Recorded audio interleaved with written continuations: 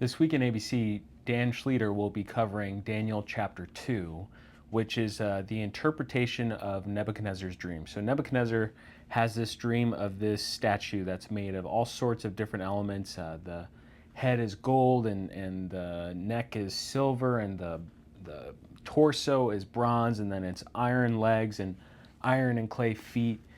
And Daniel is brought in to interpret this dream, and it ends up being a really profound message that kind of echoes throughout the rest of the story of Daniel, the entire book.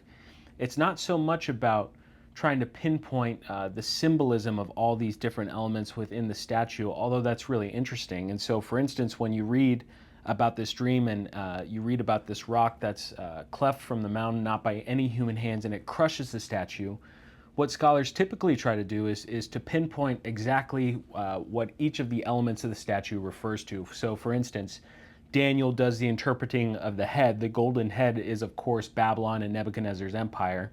And from there, they move down, and the silver becomes Persia, or the Median Persian Empire. And after that, you've got the Greeks, for instance, and Alexander the Great, who conquered much of the known world at that time. And after Alexander, you've got the Romans. And so they try to historically pinpoint who this is referring to.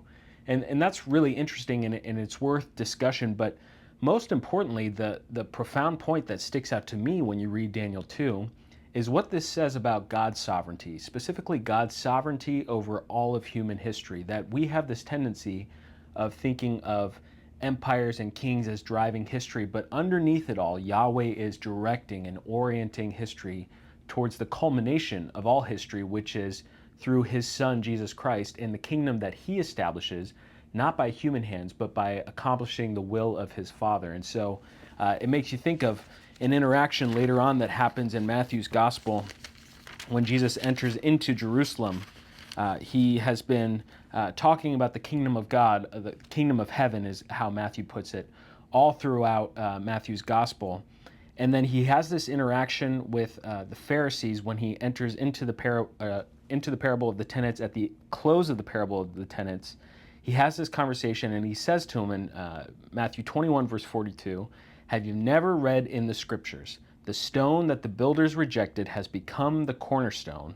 This was the Lord's doing, and it is marvelous in our eyes." So you hear in there some echoing of Daniel 2, right, with "this was the Lord's doing, not done by human hands." Of course, he's specifically quoting a psalm here, but then it moves into this statement, and I think this kind of profoundly captures, and Jesus is alluding to Daniel 2 when he says these words.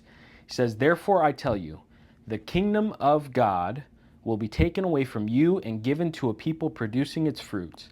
And the one who falls on this stone," just like the stone in Daniel 2 that was cleft from the mountain, "will be broken to pieces.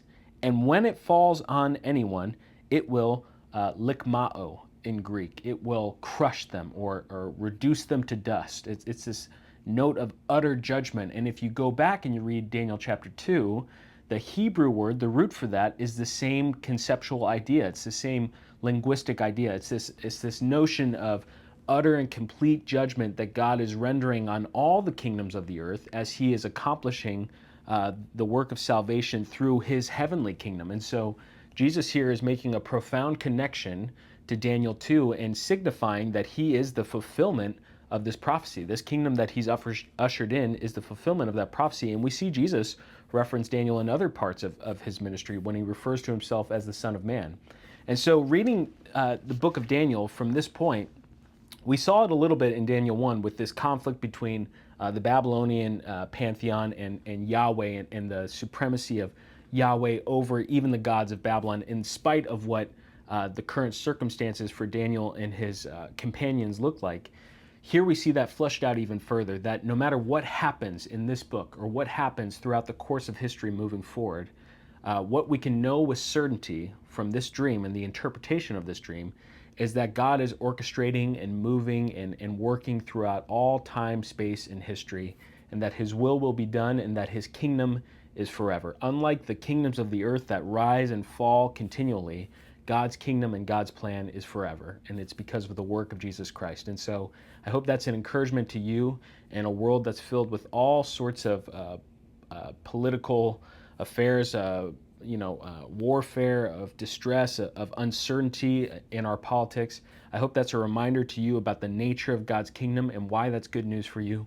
And I hope you'll continue to join us as we make our way through the book of Daniel and learn more about this really fascinating work of apocalyptic literature. God bless you.